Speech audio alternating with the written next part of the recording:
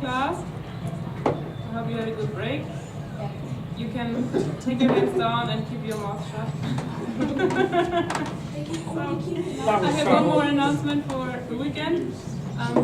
Bino reminded me that there is Werner's birthday, not our Werner, but the other one. So if you are here, please still sign that they know who to expect. It's the list on the swing door before you go to the kitchen foyer area.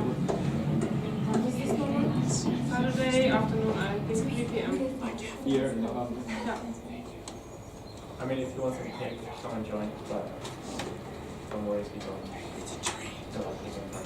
Yeah, it's also fun. It symbolizes. Then let's enjoy our last session. Okay, let's continue.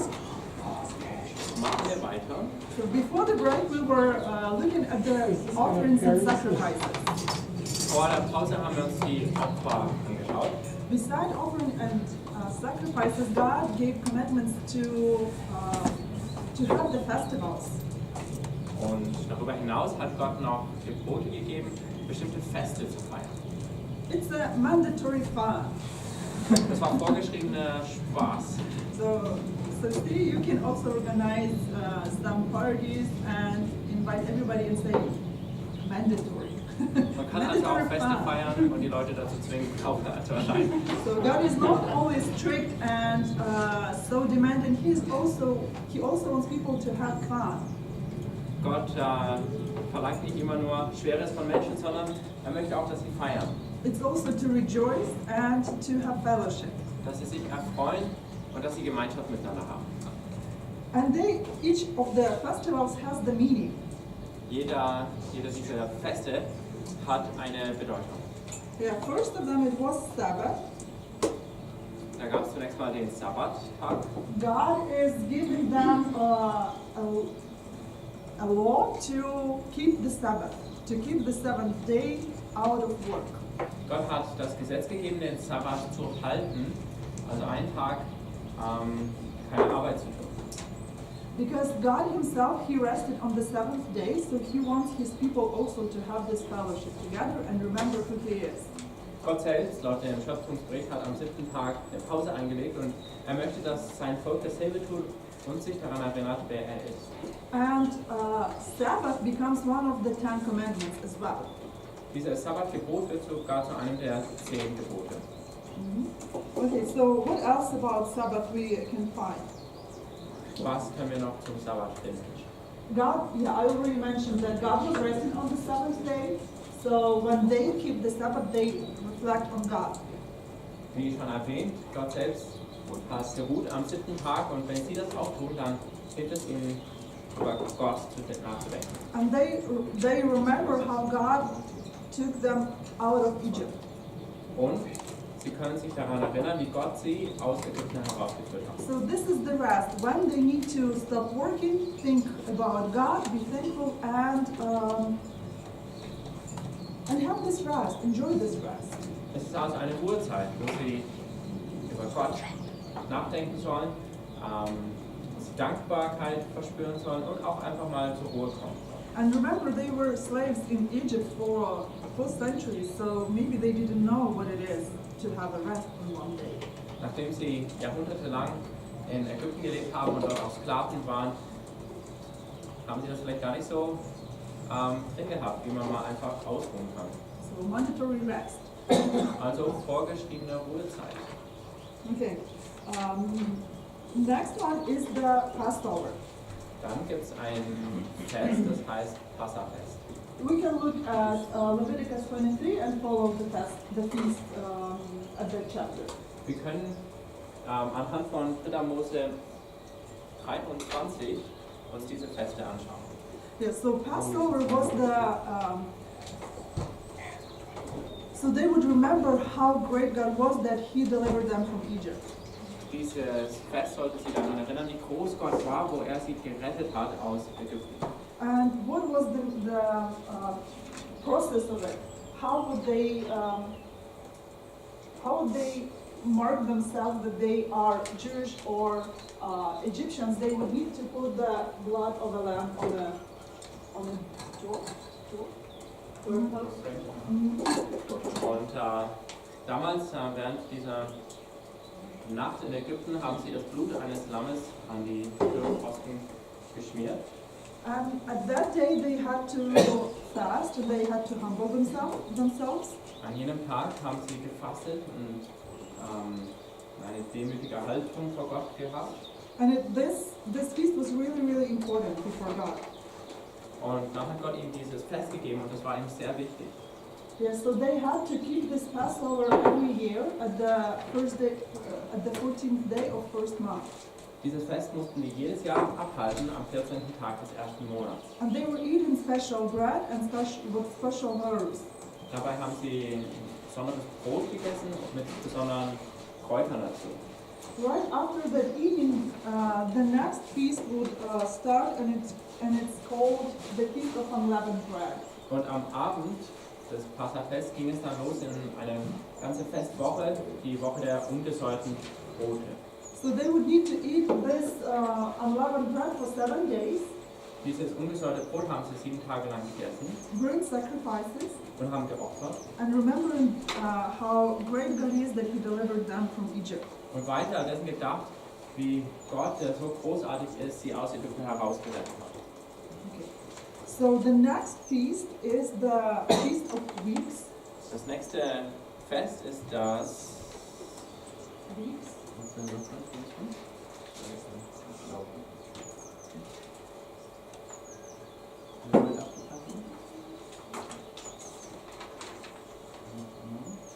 So it can be also called harvest, or later it got named Pentateuch. Okay, ich sehe es. Ja, das Fest der Ernte oder auch Wochenfest. So that feast was exactly 7 weeks after the previous one.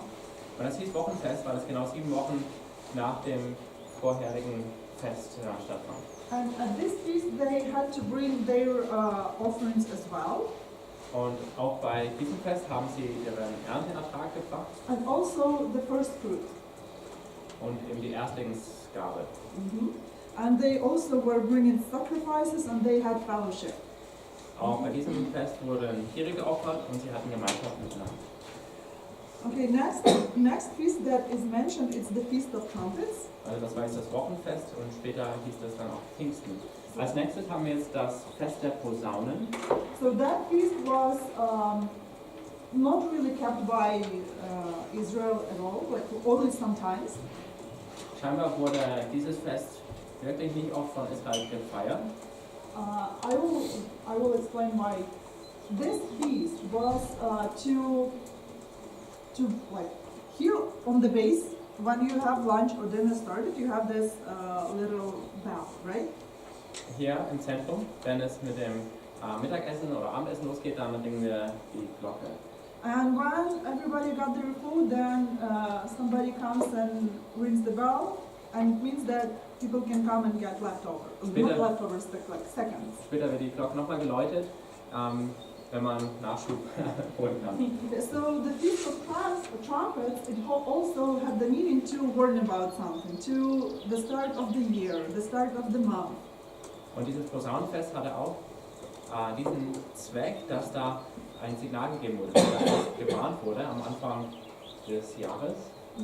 And the trumpets are mentioned in the New Testament, and it says that when you hear the trumpet blowing, it's the second coming.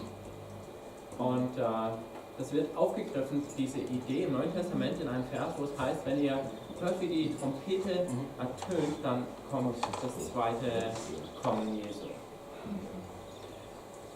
And it also a memorial of giving the law on the Mount Sinai.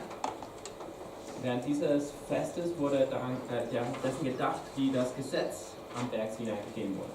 Okay.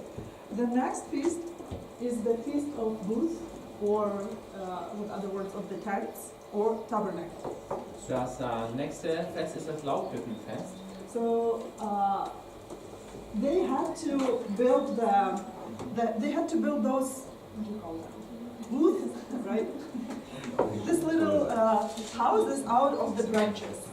Wo sie aus Zweigen und Ästen kleine Hütten oder kleine Zelte bauen mussten. And lived there for 7 days. Und 7 Tage lang darin gezeltet haben. And that feast was given for them to remember the exodus of Egypt and how they were slaves in Egypt. Das Fest wurde ihnen gegeben, um sich daran zu erinnern, wie sie Sklaven in Ägypten gewesen waren und dann da herausgerettet wurden. So they would remember how they traveled in the wilderness. Und wie sie dann in der Wildnis umhergereist sind. Okay? And they had to keep also the Day of Atonement. We talked about that already. Und dann gab es den Versöhnungstag, den sie auch einmal im Jahr feiern mussten. So that was once a year when the special offerings were brought to the Lord, and the high priest would go into the Holy of Holies. Ein Tag im Jahr, wo besondere Opfer gebracht wurden dem Herrn, wo der Hohepriester dann in das Allerheiligste hineingehen konnte. First of all, he had to bring a sin offering for himself and his house. Wo er erstmal für sich und seine Familie ein Sündopfer gebracht hat. And then he would need to bring an offering for atonement for the nation. Und dann ein Sühneopfer für die Nation gebracht hat. And then they would have this goat that they would send into the wilderness.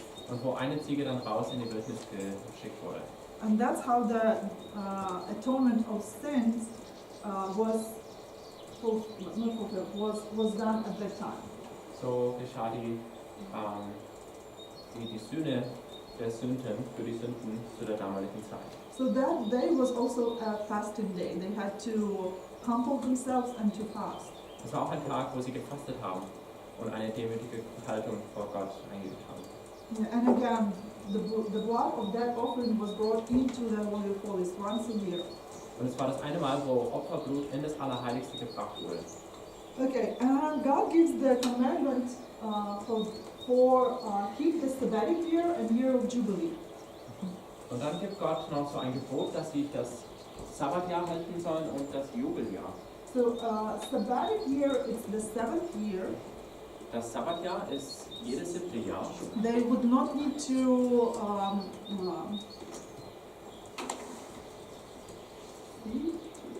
sow. They don't need to sow any seed because God will provide them from the previous year.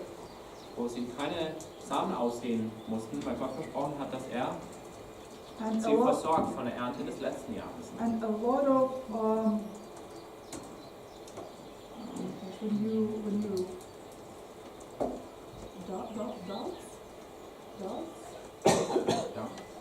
doubts were forgiven.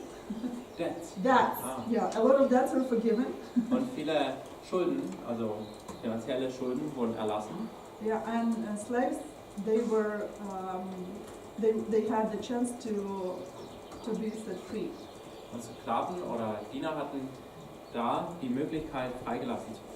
And on the year of Jubilee, if they were buying or selling the land, at that year everything would come back to the original owner.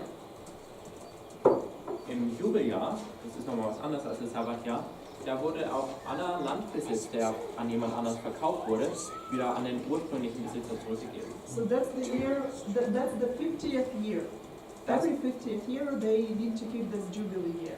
Das passierte einmal alle 50 Jahre, wo sie dieses Jubeljahr einhalten sollten. And for that, for Israel, it was really hard to keep those two because they probably had lack of faith that they will not have enough if they do not have harvest that year. Und es scheint, dass es Israel sehr schwer fiel, diese zwei Jahre, das Sabbatjahr und Jubeljahr zu halten. Wahrscheinlich haben sie Gott nicht genug vertraut, dass er sie dann auch versorgen würde, wenn sie wirklich ein Jahr lang die Felder nicht bestellen. And in the prophets, God reminds them over and over again that you were not keeping sabbatic year at all. Das sagt Gott aber immer wieder durch die Propheten zu ihnen. Hey, ihr habt dieses Sabbatjahr nicht gehalten, ihr haltet das nicht. So through this feast, God teaches them to trust Him. Aber durch dieses Jahr, durch das Sabbatjahr, wollte Gott ihnen beibringen, ihm zu vertrauen. That for 6 years you can sow the land, but on the 7th you need to give a rest to the land. 6 Jahre lang kannst du aussehen und das Land bearbeiten, aber am 7. Jahr sollst du das Land ruhen lassen. And don't worry, because the land will give you a double portion or triple portion on the 6th year, so you will have your provision. Macht euch aber keine Sorgen, weil im 6.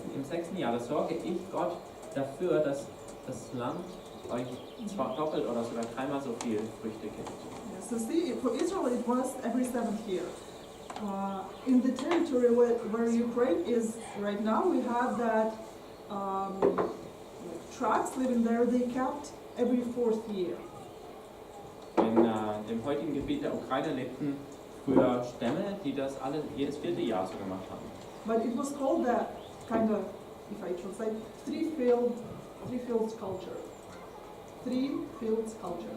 Und sie nannten das die Drei-Felder-Kultur. So what people were doing, they would divide their property into 4 pieces. Wo sie ihr ganzes Feld, ihren ganzen Landbesitz in 4 Teile aufgeteilt haben. And they would sow on the 3 and 1 would take a rest. Wo sie immer 3 bearbeitet haben und der letzte Teil wurde ruhen gelassen. And next year they would sow on this field, this, and this one would take a rest. Und das nächste Jahr war ein anderes Feld, ein anderes Grundstück damit dran, einfach mal brach zu liegen. So even like people that lived in the territory of Ukraine, they kind of knew that the land has to take a rest. Das war also der Gedanke dabei und das sieht man auch in anderen Kulturen, dass Leute das Verständnis erlangten, das Land muss auch mal ruhen. Because if you sow all the time the seeds, you can take everything that is good from there, and it becomes barren. Weil wenn man das Land überkultiviert und dann entzieht man da die Nährstoffe und irgendwann ist der Erdboden nicht mehr fruchtbar. So agriculture system has to be really, you need to think really careful what you put on the field and when you put on the field. In der Landwirtschaft wird also ganz genau überlegt, wann man was anpflanzt auf dem Because Feld. there are some seeds that take all the moist, all the goodness from the soil, and then the next year, like if you put something there, they get nothing. Weil bestimmte Pflanzen können noch mehr Feuchtigkeit und noch mehr Nährstoffe dem Boden entziehen und im nächsten Jahr wachsen dann bestimmte Dinge nicht gut darauf. So even through this piece, God teaches them to trust Him and to believe that He will take care of that. Durch dieses Gebot erreicht Gott das und er bringt ihnen bei, ihm zu vertrauen, dass er sie versorgen wird. Okay. And He requested all the male to come to Jerusalem 3 times a year. Und er hat gesagt, alle Männer sollen 3-mal im Jahr nach Jerusalem kommen. What's the difference between these 2 years? These two. The first one is the 7th year, and this is the 50th year. And it's the same Very similar. procedure. Very similar. Okay. Well, except the Jubilee is much more Yeah. encompassing, as much, yeah. So if Beinhaltet mehr, noch mehr als Jubiläum. yeah, so if sabbatic year it was your debts could be forgiven, slaves set free. So on Jubilee year, even your property, if you lost your property before, you would get it back. Also im Sabbatjahr, da wurden Schulden erlassen, man konnte seine Freiheit wieder erlangen. Im Jubeljahr zusätzlich wurden auch noch Landbesitz der ursprünglichen Besitzer zurückgegeben, also der Sippe. It was like an amazing freedom. Das war echt ein erstaunenswertes Prinzip, was die da hatten, was wirklich viel Freiheit versprochen hat. And if you read the references for this piece, you will see how thoughtful that is. Wenn man sich das mal überlegt, was Gott da für sein Volk so geplant hat, das ist wirklich sehr durchdacht. Because if you are planning to sell your land, you need to think what year is right now. If it's closer to the 50th year or if it's too far to the 50th year.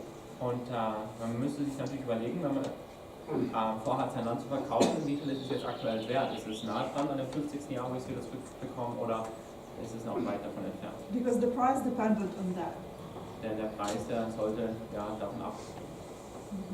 Okay, further? Yeah, we have friends, they spent decades in Israel, and a lot of people celebrate them, but even there are people who abuse this system, and I forget the name, but it's called the Aid Corporation or something like. It's a dummy corporation that you sell the land to, and then you get it back. So there are, even stuff like this, there are always people who find a way to circumvent this intended purpose. So yeah. So a lot of people celebrate them, but there's always a few who sell the lamb to Eve. Okay. So 3 times a year, God requested all the male to come to the place He will choose to celebrate 3 national feasts. Einmal im Jahr hat Gott all die Männer im Volk Israel zu sich nach Jerusalem gebeten, um dort diese 3 Hauptfeste zu feiern. And all of them to remember that God delivered them from Egypt and to celebrate together. Jedes Mal hing das zusammen mit dem Gedenken daran, dass Gott sie aus Ägypten befreit hat und dass sie alle mal zusammenkommen und gemeinsam feiern. At those feasts they would bring their tithes, their peace offerings, everything they want to give to God. Bei diesen Festen oder zu diesen Festen haben sie ihren Zehnten mitgebracht und ihre Friedensopfer, alles was sie Gott geben wollten. And the idea is to have fellowship, to have fun together. Und es war immer auch der Gedanke dabei, Gemeinschaft zu haben und Spaß zusammen zu haben. Okay, so do you have any questions so far? Habt ihr noch Fragen zu diesem Thema? Well, there's a big debate, do we still keep them or do we not? Like in the Old Testament it says they're to be kept forever.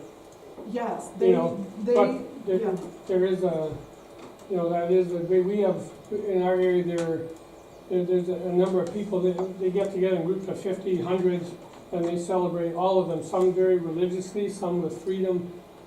And I guess my understanding is that of the feast that they all point to Jesus, like yes. so they are not just old, there is a relevance to them still. Yes. So they had to be like kept forever. So they were given for like as an eternal feast. Den Israeliten wurde geboten, diese Feste für alle Zeit zu halten, als ewiges Fest. Okay. And also, what we see in those feasts about Jesus and the New Testament. Wie können wir diese Feste in Verbindung bringen zu Jesus und dem Neuen Testament? So Passover, it's the Christ sacrifice, which was brought at the time of Passover, actually. Bei Passa wäre das Jesu Opfer, was auch tatsächlich während eines Passafests am Kreuz gebracht wurde. Unleavened bread that symbolized the separation from the world. Die ungesäuerten Brote symbolisieren alles, was abgetrennt ist von dem Sauerteig, von dem, was Schlechtes in der Welt. The first fruits symbolized Christ's resurrection, and also it symbolized the exception of other nations to the people of God. Das Erstlingsfest, da kann man auch feiern, dass Jesus auferstanden ist. Exception of other nations to God's nation. Und dass alle weiteren Nationen auch jetzt inbegriffen sind in Gottes Wort. The Pentateuch symbolized the coming of the Holy Spirit. Pfingsten symbolisiert das Kommen des Heiligen Geistes. And I already said that trumpets will warn us about the second coming. Das war auch das Wochenfest hier, was jetzt heute Pfingsten heißt. Die Trompeten, ich habe schon gesagt, da gibt es eine Stelle im Neuen Testament, wo geschrieben steht, dass die uns warnen davor, dass Jesus zum zweiten Mal tatsächlich zurückkommt. And the Day of Atonement also symbolized the second coming. Auch der Versöhnungstag symbolisiert das zweite Kommen, die Wiederkehr von Jesus. And tabernacle or the booth, it's like final ingathering. Und das Laubhüttenfest kann darauf hinweisen, auf das endgültige Sammeln von Gottes Wort. And all of these laws and feasts, they were part of this God's covenant with people on the Mount Sinai. All diese Feste, die waren schon Teil von dem Bund, den Gott mit seinem Volk geschlossen hat, damals am Berg Sinai. And there were 2 parts in that covenant, God's part and man's part. Und in diesem Bund gab es 2 Teile, Gottes Teil und der Teil der Menschen. God promised to forgive them and to bless them. Gott hat versprochen, ihn zu vergeben und sie zu segnen. And people, they had to obey all those laws and offer sacrifices to God. Die Menschen sollten den Geboten folgen und sie sollten Gott Opfer bringen. And all of those promises and covenants, they point to Jesus. Diese ganzen Verheißungen und dieser ganze Bund weist auf Jesus hin. In Genesis, God makes covenant with Abraham, and he says that, no, even before that, he promises that there will be the seed who will crush the head of the serpent. Und ganz am Anfang in den ersten Kapitel der Bibel verspricht Gott, dass eines Tages ein Nachfahre der Frau kommt und den Kopf der Schlange zermalmt. And then he begins to fulfill his plan. He chooses Abraham and promises him that he will be a blessing for the nations. Und dann fängt er an, diesen Plan durchzuführen. Er wählt Abraham aus und verspricht, dass er der Vater einer Nation sein wird. So that promise, it points to Jesus. Die alle Nationen segnen wird. Und dieses Versprechen, das zeigt schon auf Jesus hin. And with Abraham, he says that your descendants will become a numerous nation, and then they will be in Egypt, but then I will deliver them. Und Gott hatte Abraham schon im Vorhinein gesagt, dass deine Nachfahren zu einem großen Volk sein werden. Die werden eine Zeit der Sklaverei in Ägypten verbringen, aber dann werde ich sie da heraus befreien. And that great nation, God's people, it's not only Jews. In the New Testament, all of the nations become God's people. So it's pointing to Jesus. Und das Volk Gottes dann im weiteren Verlauf ist nicht mehr nur die Juden, sondern im Neuen Testament sehen wir, auch die Heiden dazu gefügt werden und sie alle Gottes Volk sind. Und das zeigt auch schon wieder auf Jesus hin. And the Mount Sinai, God makes a covenant with the whole congregation and teaches them how to be a nation. Am Berg Sinai schließt Gott einen Bund mit dem ganzen Volk und lehrt sie, wie sie sein Volk als sein Volk leben sollen. And he teaches them that, he shows them that all these laws, prescriptions, rules, they have a meaning, and they will lead you to that fulfillment. Er zeigt ihnen all diese Gebote, all diese Gesetze, die haben eine Bedeutung drin und die weisen auch auf Jesus hin. And they show that forgiveness is only through the shedding of blood. Im Gesetz sehen wir, dass Vergebung nur durch das Vergießen von Blut möglich war. It's impossible to atone to get the atonement by yourself, like because of you're just such a good person. Es ist unmöglich, die Sühne der Sünde irgendwie durch eigene Anstrengungen zu erreichen, weil man einfach versucht, als guter Mensch zu leben. And it points to Jesus that he will be that perfect sacrifice. Und es weist schon auf Jesus hin, dass er dieses perfekte, dieses vollständige Opfer sein wird. And then you will go through the books of Samuel. You will see how God makes covenant with David. In den Büchern Samuel lest ihr dann, wie Gott einen Bund mit David schließt. And that's how he is faithful to his part to fulfill the redemption plan. Und auch darin sehen wir dann, wie Gott treu sein Teil tut, um seinen Rettungsplan abzuschließen. And he says that your descendant will be on the throne forever. Gott verspricht David, einer deiner Nachfahren wird immer auf dem Thron sitzen. So it also points to Jesus. Eine Prophetie, die auch durch Jesus erfüllt wird. And then when Jesus comes, he brings a new covenant. Und dann, wenn Jesus kommt, dann bringt er einen neuen Thron. And in that covenant, God's part, there is God's part and also man's part. Auch in diesem Bund gibt es einen Teil, den Gott tut, und einen Teil, den wir Menschen tun. The new covenant doesn't cancel utterly old covenant. It only means that old covenant played its role. So. Und der neue Bund, das bedeutet nicht, dass der alte einfach aufgelöst wird. Der hatte auch seine Rolle zu spielen. And in the new covenant, God says that He is promising forgiveness of sins through Jesus. Im neuen Bund verspricht Gott die Vergebung von Sünden durch Jesus. He promises eternal life because of Jesus. Er verspricht ewiges Leben wegen Jesus. He promises Holy Spirit to be a helper. Er verspricht den Heiligen Geist, er kündigt ihn an, der ein Helfer sein wird. And through Jesus' death on the cross, we have